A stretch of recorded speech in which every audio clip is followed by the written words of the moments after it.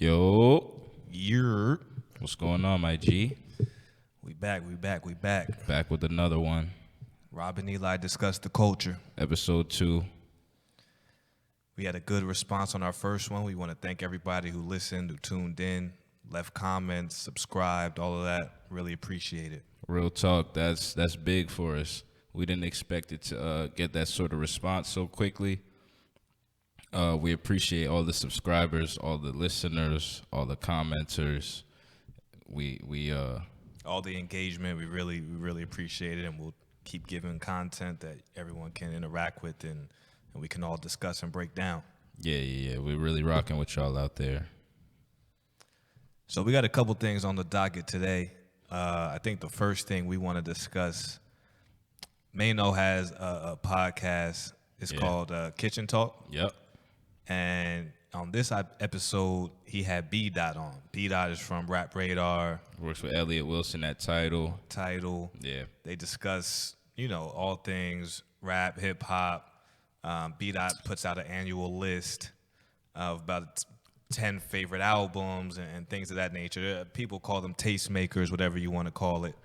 And so Maino and B. had a discussion, and we wanted to kind of go over that because we see a lot of people not really talking about what Maino's real point was and kind of making it seem like Maino was being too sensitive or saying different things when his point was a good point, and we just want to just talk about that and discuss it. Yeah, a lot of people are going off of the clip, that minute-long clip that kind of went viral on Twitter and Instagram where Maino and B. are kind of arguing about whether or not B. was right in critiquing his music publicly in a negative light. Right. But that's not what the entire conversation was about. That was just a small part of the conversation. Right. So, Maino, a couple of things Maino was not saying, right?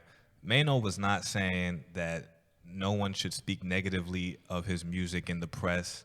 He was not saying that nobody should, no one's not allowed to have their own opinion about different music. He wasn't saying any of these things. What Maino really had, I think, 2 points that he was really talking to B. about.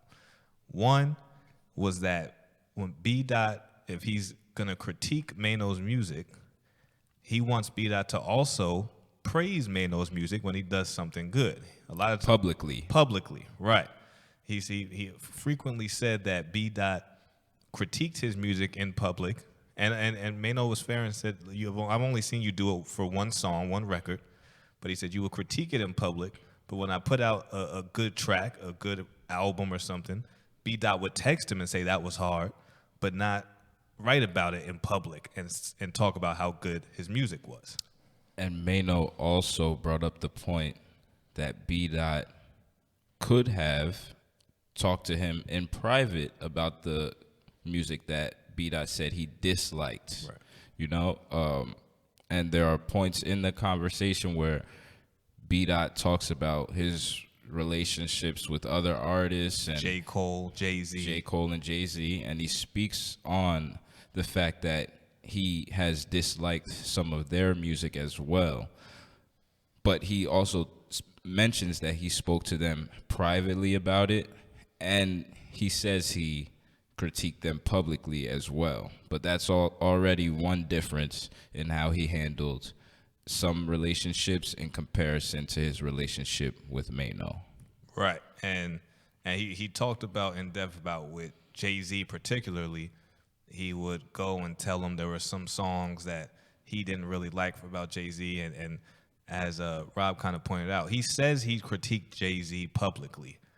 I don't know. I tried to look online for any critiques of B. on Jay-Z publicly, and I couldn't find any. Yeah, and which doesn't mean it doesn't exist. I'm just saying I couldn't find it. Right. And when Maino brought up J. Cole, Maino asked B.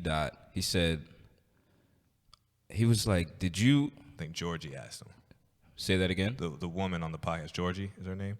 Right. Georgie asked him, so how did you handle J. Cole's critiquing? And B. doesn't really answer the question. Right. His answer is just, No, I dislike some of Cole's music, but the question was, how did you handle the critiquing of J. Cole's music? And he just swerved right around that question, and he got by that one. But what I really liked about how Maino handled himself is that he saw through a lot of B. Dot's double talking. Yeah, yeah, and it seemed like, well, we can get to that. The second point that Maino was making also was, so there was a situation where Maino sent B. Dot an album about a month or so before the release date for the album. This is the broader point. Right. This was the bigger point Maino was making, which a lot of people haven't really been talking about At all. And so Maino sent B. Dot an album about a month before it was going to be released, and asked him to review the album. And just told him, like, your voice matters, and they have a personal relationship. B. Dot has met Maino's child when he was very, very young. Maino took B. Dot out into, the streets, not the streets literally, but, to parties and things of that nature when B. Dot was, and I'm quoting B. Dot, when he was 19 or 20 years old. So this is a long-standing relationship that they have. Right, exactly. And so Maino, thinking that B. Dot is basically a friend, he asked, "Can you review my album before the release date?" He said his voice matters. B. Dot's voice matters. He would like to get B. Dot's opinion on the album out to the people, because obviously that would benefit Maino and help Maino with sales and things of that nature. And this is the first time Maino has ever asked B. Dot to do anything like this over the course of their friendship. That's what it is. It's a friendship that these two are talking about. And so B. Dot initially tries to say, he did listen to the album, and he responded to Maino and said he gave him it was a solid effort. And Maino kept trying to drill B. Dot down and say, "But when did you listen to the album? You didn't listen to it before the release date. You listened to it after the release date." And Jack Harlow had an album that came out the same day as Maino's album. And B. Dot had listened to that album in enough time to put that album on B. Dot's top 10 best album of the year list. And these albums dropped mid-December. Right. The album dropped mid-December, and B. Dot listened to it and loved it so much, Jack Harlow's album, that it made the number 10 slot on his best albums of the year of 2020 list. Somehow. Okay?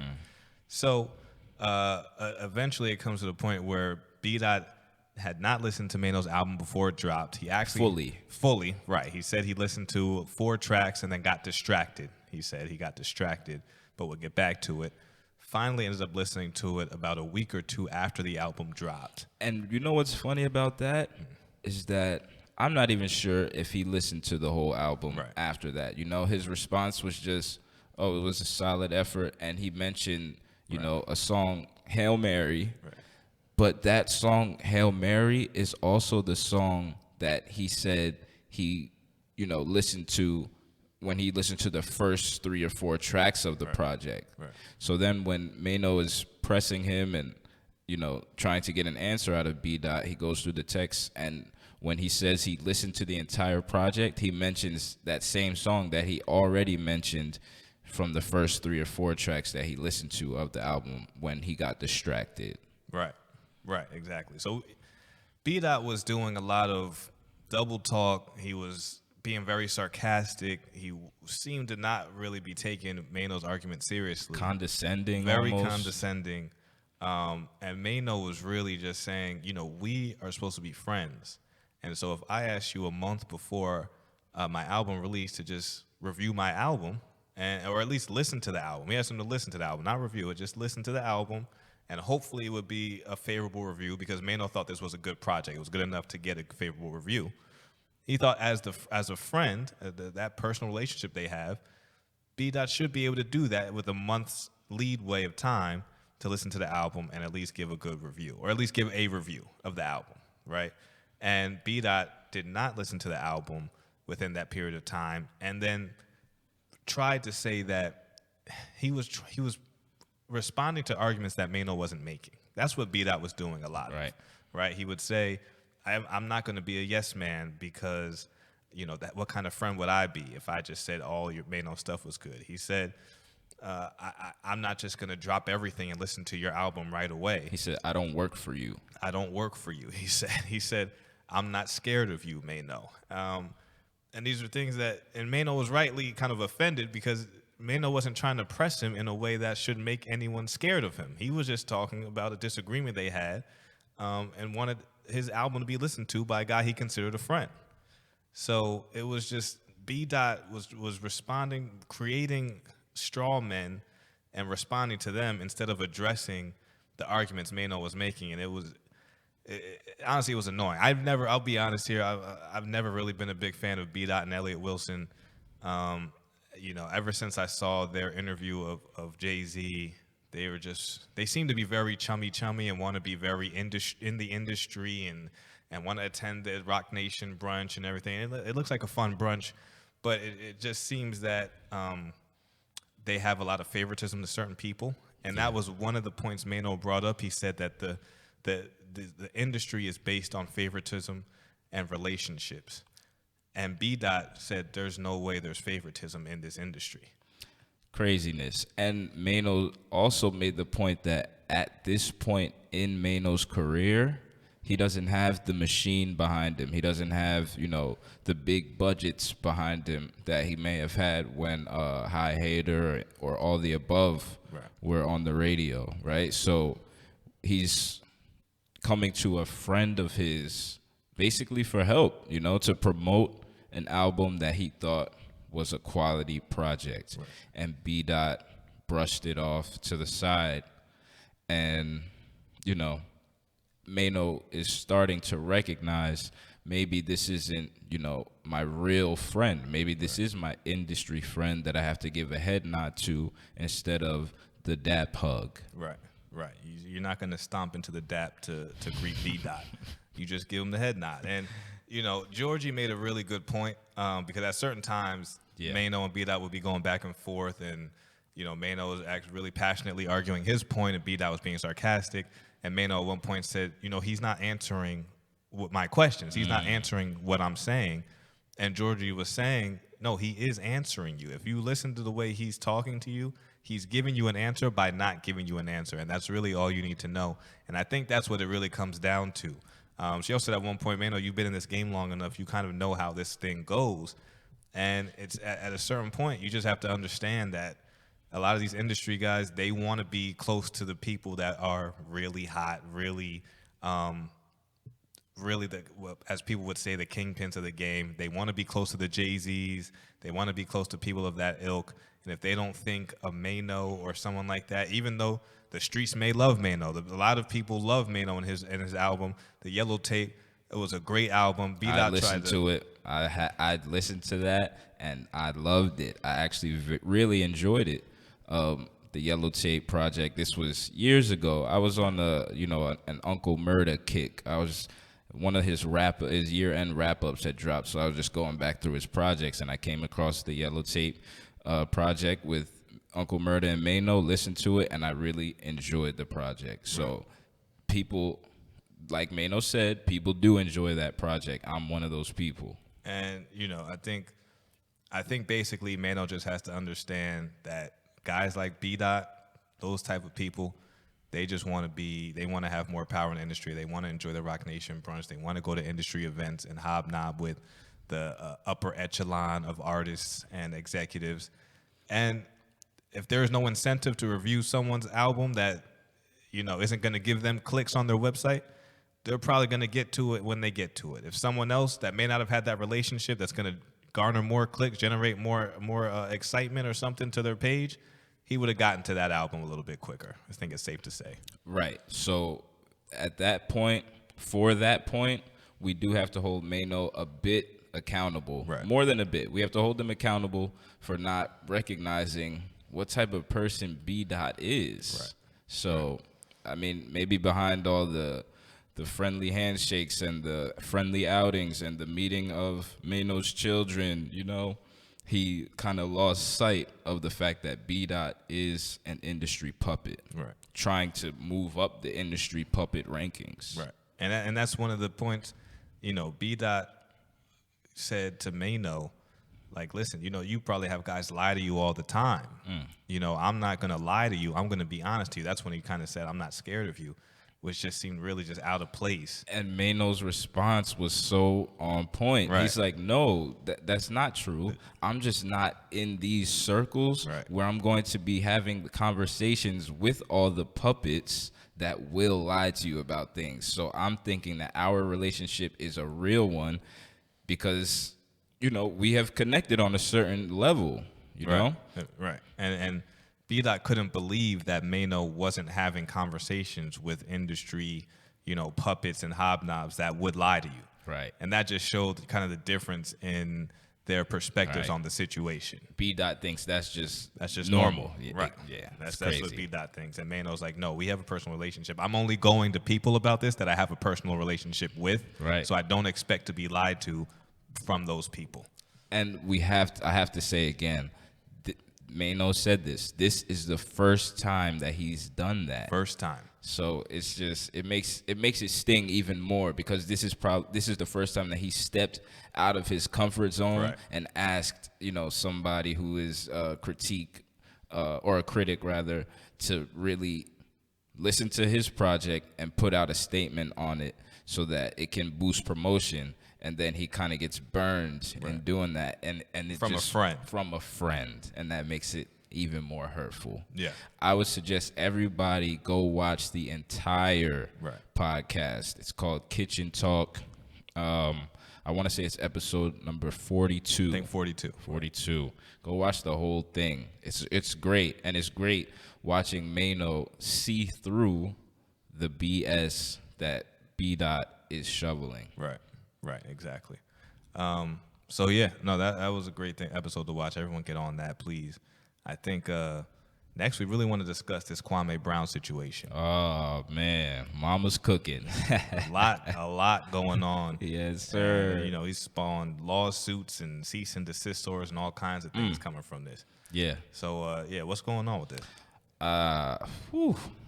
So first, let me say that I was going through a period where I was watching the Gilbert Arenas podcast, a couple years ago, maybe a year and a half ago, or something like that, right? It was when I was last here, so it was like 2019 or so, summer 2019, right? When we were watching that. And I remember Gilbert making jokes about Kwame Brown, making jokes about his hand size as a big man, and Kwame Brown, he couldn't palm a basketball, like saying things like that, And it wasn't just a one-time thing. I don't want to say consistent jokes, but every now and then he would make jokes about Kwame Brown, and I remember that. So fast forward, within the last month or so, Gilbert went on the All the Smoke podcast, which is hosted by Matt Barnes and Steven Jackson. Yep.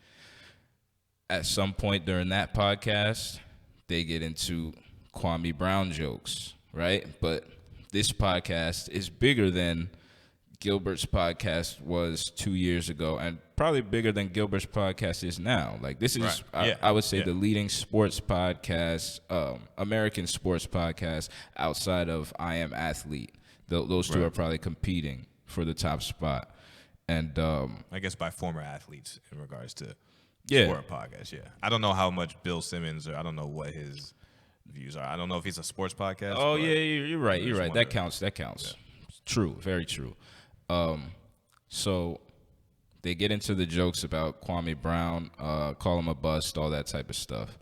Kwame Brown then goes and responds on his Instagram Live and then on his YouTube page, and is basically throwing insults back. You know what I mean? Sticking up for himself, which I think is completely fair. Then obviously Matt Barnes and Steven Jackson, they respond, right? And it starts, picking up speed, and it's a snowball effect. Next thing you know, people like Shannon Sharp and Skip Bayless and Stephen A. Smith, they're all talking about it on their nationally syndicated television shows. Right. And Kwame Brown responds to them too. He's going back at everybody. He's making good points, He's speaking to the fact that Stephen A. Smith is somebody who he tears people down. You know, it may sound a little excessive to say that because he's a sports commentator. That's what people do. Or is he an analyst? He's a journalist. Yeah, I guess he's a journalist. Journalist, right? A journalist, right? A member of the media. We'll leave it at we'll that, say right? that. Right.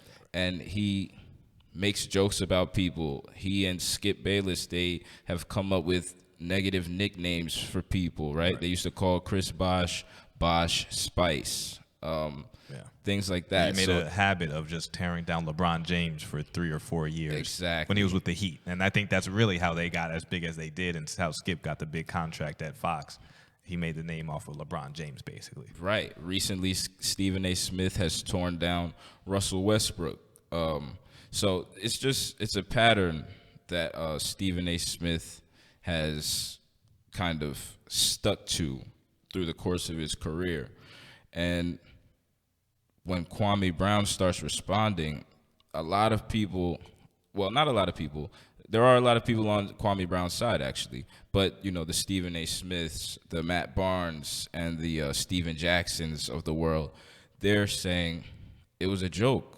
Like, why can't Kwame Brown take a joke? And why can't he just recognize that this is just people talking mess? Like, it's not anything different than what people would do on the court. But the problem is Steven Jackson has made a point to say that his podcast, All the Smoke, is for players to be able to control their own narrative and tell their own story. But they were doing the opposite of that to Kwame Brown. They were trying to tell his story and create a narrative that Kwame is not standing for. And there's no problem with that, in my opinion. Right. And Kwame, you know, the thing about if you followed sports for the last 10, 15 years, you've heard a number of Kwame Brown jokes over the years. Exactly. You know, it's not something that just came up out of nowhere. New, bro. It's been a constant thing. And as a person that played in the NBA and has had a successful athletic career, basketball career, it's got to, at some point, he has to hear, like, okay, enough is enough at a certain point. Because I've been hearing Kwame Brown jokes, and I don't even really remember him playing that much, but I just have heard enough jokes through the years of him being a bust and him being a #1 pick and not being good and Michael Jordan's pick and all this kind of stuff, where I was not surprising that at a certain point he gets fed up and he's just like, I need to fire back. And he's probably got a lot of just pent up just annoyance. I won't call it anger, but you've just got to be annoyed at all the shots that he's received over the years, and he's never really spoken about it, never really done anything like that. Right. So now he's speaking, and I'm not mad at him for speaking up at all. Yeah, and one of the biggest situations to come from this is the fact that on the Breakfast Club, Charlemagne decides to piggyback on Steven Jackson and Matt Barnes' comments that were, you know, downplaying Kwame Brown's success and just disrespecting him, basically. And it has to be known that Charlemagne the God is an owner or partner with iHeartRadio of something called the Black Effects Podcast Network. All the Smoke is on the Black Effects label. So Charlemagne is trying to promote this podcast that is going to help his own label. And in doing so, he starts talking about Kwame Brown's familial past and people in his family who have gone to jail and things of that nature. And why did he even bring this stuff up? Why did he bring up the family and all these kinds of things? This was just, I don't want to say it was the donkey of the day, but I think he was just, you know, just making jokes. You know what I'm saying? He's just like, just piling on, let's say. So, and they're both from South Carolina. They're both from South Carolina. So Charlemagne actually has some relationships with some of Kwame Brown's people, it seems like. Maybe. Okay. But it seemed like from Charlemagne's apology, he had spoken with some of the people in Kwame Brown's family who told him, what are you doing, basically? Is that what he said? He said that. He said he's spoken to some family members of Kwame Brown, and some cursed him out. Some told him, this is ridiculous, and that's part of why he felt the need to apologize, because he was reopening trauma wounds, and this is the mental health guy. Remember, Charlemagne is big on mental health. Right. So after Charlemagne first addresses Kwame Brown and says all these things about Kwame Brown's family, Kwame Brown then responds, and Kwame Brown decides to bring up certain things from Charlemagne's past that maybe not everybody really knows about. Right. So he starts speaking on certain cases that were handled in certain ways. This man is sending out cease and desist orders. So Charlemagne is sending out cease and desist orders. So I'm not really trying to speak on specifics, but he pled to some sort of charge where he endangered a minor. Right. I think he was giving alcohol to a minor. And he kind of pled guilty to that. Right. Which is connected to a larger web of a situation that Funkmaster Flex has since addressed and Ebro addressed today. Right. And this situation of Charlemagne's has came up about a year or two ago, when he was kind of getting into it with Joe Budden at this point, and that's when there were Charlemagne was making jokes about sexual assault, about drugging and sexually assaulting a woman. He was making jokes about this on his podcast, and then people came out and said, wait a minute, you might have a case that's very similar to these jokes you're making. So Jessica Reed, let's say Jessica Reed's name, and wish her blessings and, just comfort through the reliving of this trauma. Right. It's just very traumatic. So, it's just Charlemagne, he tried to pile on. He tried to be a part of, he tried to pile on Kwame Brown, and he thought that was okay. I mean, obviously he's apologized, but in the moment he was doing that. And then when people start talking about Charlemagne, now he wants to get lawyers involved and stop people from talking about him when he talks about other people for a living, and has made all kinds of comments about other people and personal situations, whether that be business, whether that be personal. And now once people start bringing up things in his past, he wants to send cease and desist orders to stop people from talking about it. So it's pretty ironic that this is his response to being the butt of the inquiries and the jokes and the questions. Yeah, really. Charlemagne, he made his name off of disrespecting people. In his early Hot Power 105 days and Breakfast Club days, he was the guy who would get into arguments with people, get into arguments with guests because he's disrespecting them or asking them, questions from left field that have nothing to do with why they are up at the Breakfast Club promoting something. Mm-hmm. So I mean, one of the main Charlemagne interviews I remember, I think he made Lil Mama cry. See, at some point, just bringing up personal stuff about Lil Mama, and of course, he's talked about Funk Flex's situations where Funk Flex was not convicted of anything with his maybe his wife, but a woman that he was or is involved with. He has gone in on Mr. C for his, situations dealing with transsexual women, and the Lil Mama situation. Right. These are just things that stick out to, and speak to Charlemagne's ways in terms of how he speaks about people in a negative manner. Right. So, it's kind of like if you lay your bed down, you make your bed, now you got to lie in it. So, can't feel too bad for him right now. And I hope justice is done in the case and everything going on, because it's just a really sad situation. Right. And like I said, I'm rocking with Kwame Brown. Go follow him 1,000%.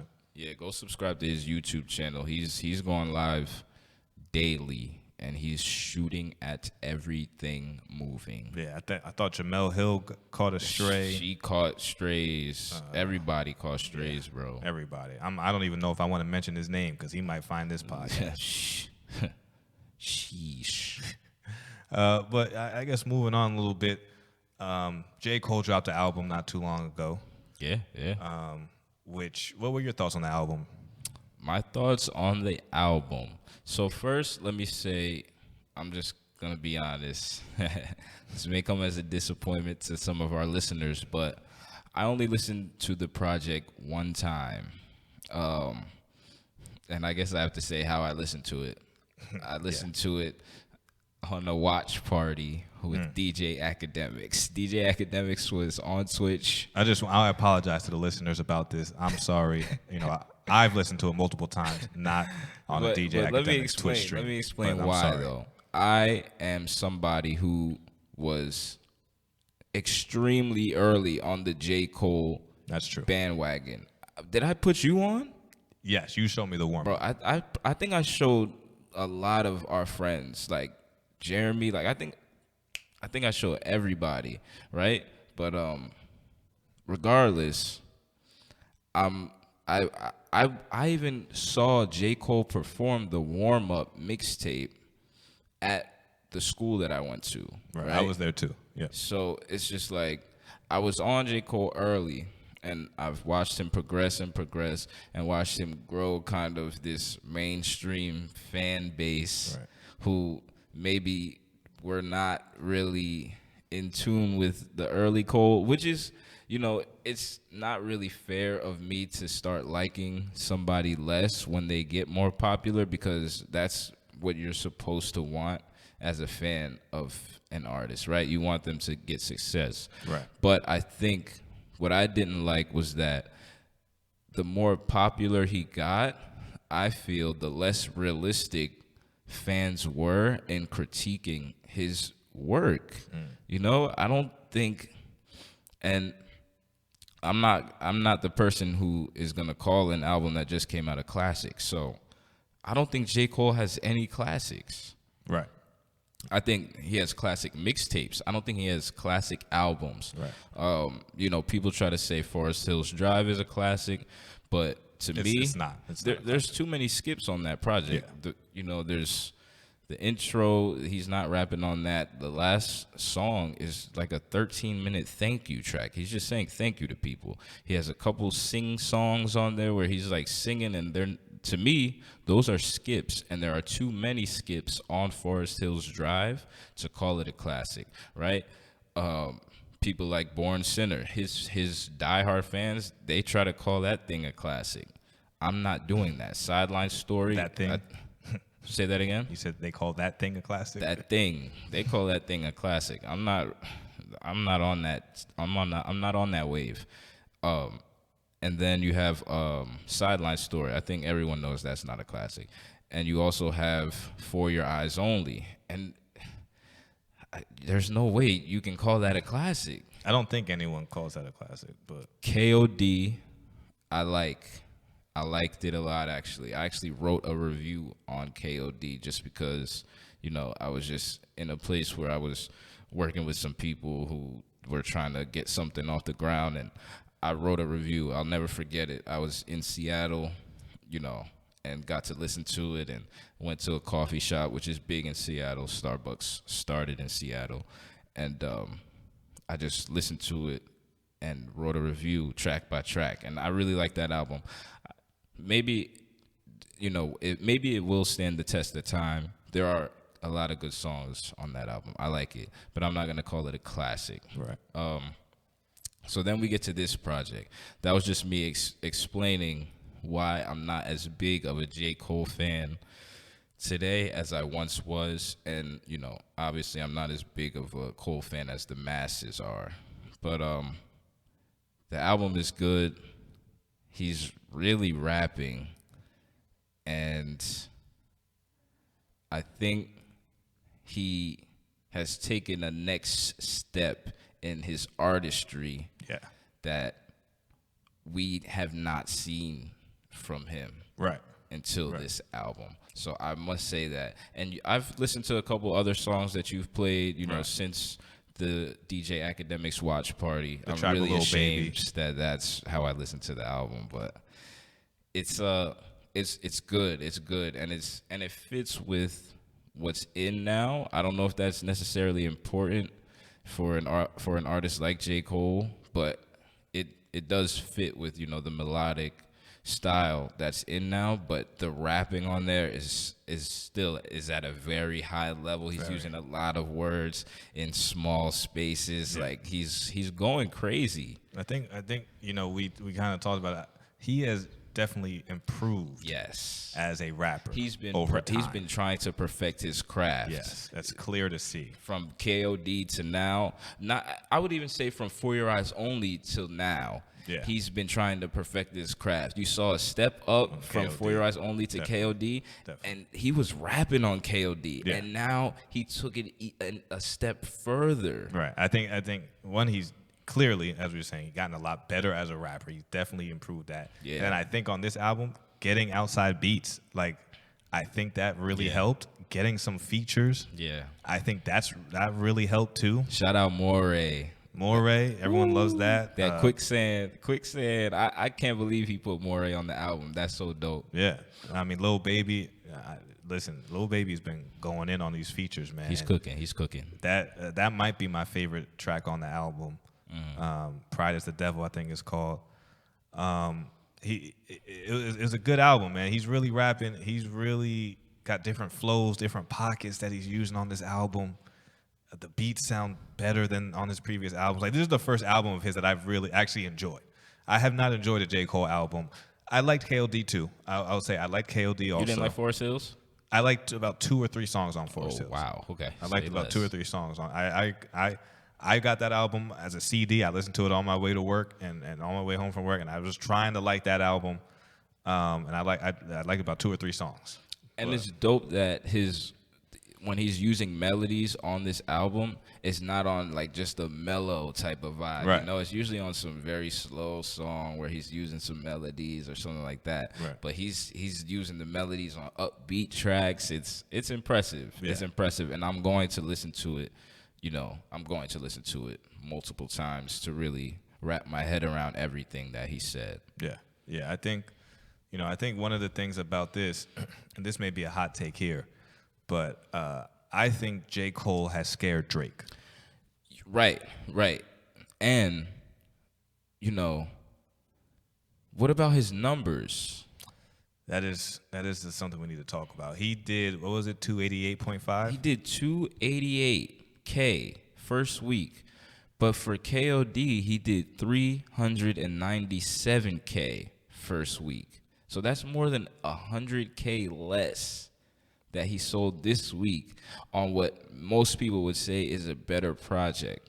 Yeah. He had a rollout for this project. He actually had a rollout. He went on LA Leakers, had a whole freestyle. I haven't seen him do that. He choked. He did choke on that second verse. He forgot his bars. We have to be objective. He forgot his bars on the second verse on the LA Leakers freestyle, and we've heard him rap on that first beat before. We just got to be honest. But it's strange. You don't expect to see an artist of that magnitude these days do a rollout like that. And to do over 100K less in sales, I'm wondering if it's the time it was dropped. I don't know if something has to do with that. It's just it's really strange, and I don't know how to explain it, really. It's weird, and, you know, I have a conspiracy theory that Billboard fudged the numbers. They just gave Drake Artist of the Decade at the last Billboard Awards. He got, you know, like 10 awards. I think it was 13. 13 awards. Most ever by one artist. And those are the people who are putting these numbers out, Billboard. It's just weird to me. So just devil's advocate, why would they fudge the numbers? Because that gives Drake more of a clear argument to say he is the Artist of the Decade. That gives Drake a lane to have the most successful album of this year after they just gave him that award. After, you know, the awards they give him every year, whether he drops an album or not. it just makes it easier for him to stake claim as the top artist. Right. I'm not saying this is true, and it's just a conspiracy theory. It's just very weird to me that J. Cole's sales dropped by 100K for a better project, and one that I feel had a lot of engagement. A lot of people were talking about it. The freestyle has 7 million views. And with the features, too. Like, Lil Baby has that's a fan base that's going to go and support him. 21 Savage is on there going crazy. Black has a fan base that's going to support him. So it's strange. And he has been active since KOD. Yeah. He dropped the Dreamville tape. The Dreamville project. He dropped the Dreamville Deluxe project. He was on 21 Savage Savage's song. Young Thug. He was on the London. He executive produced So Much Fun. He was on the Moneybagg Yo song in between then as well. Even the little scuffle with No Name. I mean, that his name, J. Cole's name, was in people's mouths, even with regard to that. That's also a reason why I kind of have tapered off on my J. Cole fandom. I felt like he was just out of touch in terms of responding to No Name for a tweet that didn't mention J. Cole in a time where, I think we would have wanted him to, just talk about something else if he was going to make a track. It's not the time to diss a black woman. Right. That was really disappointing. And do you think that affected the sales? I don't know, just because I don't know how many people care, honestly. Yeah. I don't know how many people care. I mean, with regards to, Kanye and all the comments he's made, I think that was kind of a bigger situation. And at the same time, I still wonder how many people care about that. Yeah. So if we're still discussing how many people care about what Kanye's been saying, I don't know how many people are going to care about a J. Cole and No Name, even if No Name was obviously correct in everything she said. But I don't know how much people would care about it, honestly. Right. So I kind of took us off on a tangent, but we say all of that to say, to make it to the point that you were making when it comes to Drake. Yeah. I know this is going to be a little bit of hot take in this. For our listeners now, we're discussing a lot more music, but it's what the culture is right now, and we got to discuss it. That's it. Drake was supposed to put an album out in the beginning of the year. It was supposed to drop. The rumors were that it was going to drop around Christmas of last year. Then it moved up. He's going to drop beginning of the year. I think Academics might have said something, and Drake and Academics clearly have a relationship where they're sharing information. Yeah, that's weird. Which is interesting in and of itself. And then it got pushed back. Drake said he was recovering from surgery or something. From some ACL or meniscus injury that he got in some pickup basketball game. Right. So he's recovering from that, had to push the album back. And there were a couple little, maybe the album's dropping here. I think he kind of put out some rumors to kind of see the reaction. Then he dropped Scary Hours a couple months later, which I think overall pretty well received. Everyone liked the Lemon Pepper freestyle. People thought Lil Baby got him on the track. I haven't listened to that project. I've heard those songs because people have played them around me. I'm not listening to these little 4-packs that are going to be on the album anyway. That's not what I'm doing. I'm here for the whole project. Right. So now J. Cole has dropped what a lot of people are already calling a classic. And I think Drake is a little nervous now about dropping a rap album. Yeah. He just got Artist of the Decade, all this. People kind of say he's the biggest. Well, people say he's the biggest artist of the game, but some people say he's the best rapper in the game right now. The stands. The people who are not real hip-hop heads, I don't see how you can call him the best rapper. Right. Just specifically the best rapper, We're not arguing artist. he's not the biggest artist. We're not arguing he does the most streams or sales or anything. Right. But the best rapper, I think it's going to be really tough for Drake to drop an album where he is rapping better than J. Cole was rapping. And I must say that the LA Leakers freestyle, as much as I am not, the guy who's really in awe of it, everybody else is in the entire culture. So that. And if we're being fair, Drake cannot do what J. all. Cole did on that freestyle. He can't. He definitely cannot. Disregarding the little slip at the end, when J. Cole was rapping on that freestyle, Drake cannot do that. Right. So I think, at this point in time, it's gonna be tough for Drake to drop a rap project that's gonna be as well received. I don't care about the numbers. Drake is gonna do more numbers because he has fans. He's gonna post them. Drake has fans everywhere of every demographic, age group, what have you, that are gonna listen to his project. It's gonna be the most streamed project ever. We already know that. Right. Quality of the rap music, I don't know if he can beat J. Cole. I think, J. Cole and Kendrick, we have seen them improve as rappers. From 2009 or so, when they really came out, to now, they have gotten exponentially better. And I don't think Drake has improved as a rapper as much as J. Cole and Kendrick have improved as rappers over the same time period. At all. So this album is going to be very interesting. And I don't know if it's coming out this year, honestly. I mean, I want to hear it. I like Drake's music, but I can also be objective. And J. Cole is, to me, is a better rapper than Drake. I don't think that's even a question. I don't think anybody can question it. I think people will. Right, they will. And I think people do. But I don't think it's the right thing to do. Another crazy thing surrounding Drake, and I don't know, what I've been realizing more and more is that Twitter, it's not that large of a group of people. You know what I mean? That's not necessarily the masses. It can be at times, and I don't even know if it really ever can be, because the most, engagement I see on trending topics is like a couple 100,000. That's not that many people in the scheme of things. No, I mean, there's 300 million people in the U.S.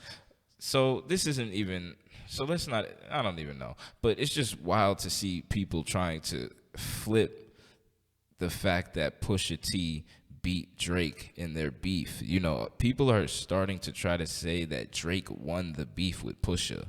I saw it when Drake got announced for Billboard Artist of the Decade. People are trying to say, oh, who really won? And it's just like, no. Pusha won that beef. Right. Both can be true. He can be artist of the Billboard's Artist of the Decade and still have lost clearly in a beef, in a battle to Pusha.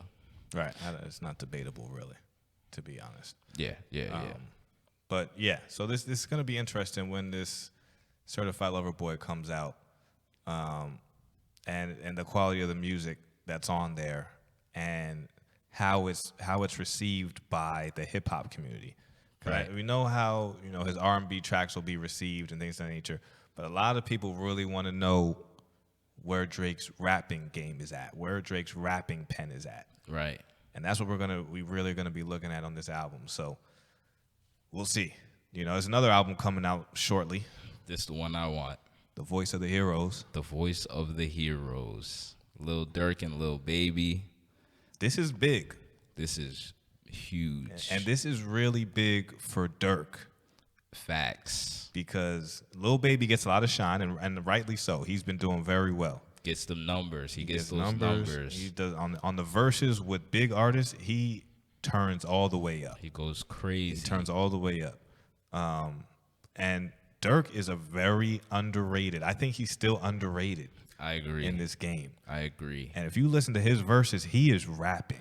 If you listen to Durk's last two projects, I would say, for me, and I'm talking solo projects, not the OTF compilation tapes. Right. I mean, The Voice, Deluxe, and Just 'Cause Y'all Waited 2 Deluxe. Yes.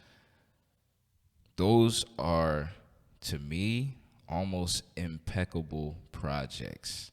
And, the how I like to really look at it, because it's true that a lot of people are on this melody wave. A lot of people maybe, some would argue people are using the same cadences and the same melodies, which I don't think Durk does. Lil Baby maybe a little more so. But the thing about those two, and I have to group Gunna in this as well, is that if those three were saying the same thing with no auto-tune, they would still be going crazy. And that's how I judge it.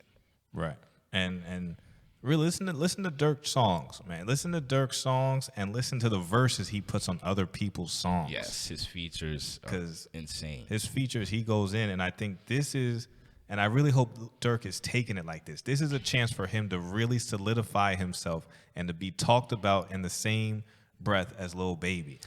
Right, and because the last Lil Baby collab tape that I was looking forward to extremely was the Lil Baby and Gunna collab tape, and it didn't live up to the first single they put out. Right. Drip Too Hard. Drip Too Hard. Don't stand too close. You're gonna ever run and drown off this wave. That song was amazing. Right. Right. But the project was not. Right. So I'm nervous. As much as I'm anticipating this project, I'm really nervous because I don't want it to be just like that, where it's like I thought they were gonna go crazy and they just don't. Yeah. I mean, I don't think it. I don't know. I mean, obviously, Gunna and Baby both put out really good music, so that is surprising that they would not have that quality on that rushed it, project. Though. Right. This one is taking some time. Yeah. And these guys both put out really good music, and they both collab really well too. They do. So I'm excited for this project. It's been pushed back a couple times, but I was hoping to get it over Memorial Day weekend, but it looks like we got to wait an extra week. So I'm excited for that, man. And I hope Lil Durk can really take this. I mean, he had a big Drake track, which I think introduced him to a lot more people. Yes, it did. It definitely did. It helped boost his numbers for the Voice project. Right. That got a #1, and it stayed on the charts in the top 10 for an extended period of time, which was very impressive. Right. So hopefully this can do something similar, and then we can start having that conversation of is Lil Durk or Lil Baby better? Is Lil Durk supposed to be one of the top 3 guys in the game? Yeah. I would like that. I would like to see that happen. And I just want to say, I got to shout out Lil Baby too, because I'm sure Lil Baby knows that he does bigger numbers than Durk, and he knows that, and Durk's been in the game longer than him. Durk, I'm not sure if he's older than him, but he's been in the game longer than him. So Lil Baby is comfortable with giving Durk that boost that could potentially push him past Lil Baby or into the same realm, or push him into the same realm as at least. So I think it speaks to their friendship. I'm just speaking from the outside. I know you don't know that these guys are friends just because they're making songs together, but there's a humility there from Lil Baby to understand that, I don't care if this puts another person in the same stratosphere as me. Right. And it does seem like they may just be friends and actually enjoy making music together. Right. And just kicking it together and stuff like that. They've done a couple videos together. Yeah. Which obviously, look, Drake and Kanye were doing all kinds of songs together, and obviously you're not friends. So yeah. But it doesn't seem like this is that kind of situation. So right. Baby says they have a couple albums done together. Right. And I don't know if that's good or bad, because I don't know if that just means they did a whole bunch of songs where the quality isn't that high, when they could have, taken more time on each track to make sure that it's the best possible track. Right. So, yeah, definitely looking forward to that. June 4th, I believe, is the date. June 4th, Voice of the Heroes. Voice of the Heroes. But, yeah, I think that's pretty much it, no? Yeah. Covered a lot of stuff today. Yeah. So, again, thanks, everybody, for tuning in. For sure. We appreciate y'all rocking with us, and we're going to keep giving you content. Yeah, and we're not here speaking on what we're just speaking our opinions. Right, that's all. We're not saying what we're saying is fact. You can disagree with us. Right. And we welcome it in the comments. We welcome it, and we just want dialogue, you know? We love debating. Exactly. So we'll debate on here, and we'll debate in the comments with people, and we can just all debate together, really. Yeah. And we'll get to points where the two of us aren't agreeing on everything. Right. That will happen. Definitely. So just stay tuned. We appreciate everybody. Hit that subscribe button, and keep rocking with us. Appreciate it. We do. One.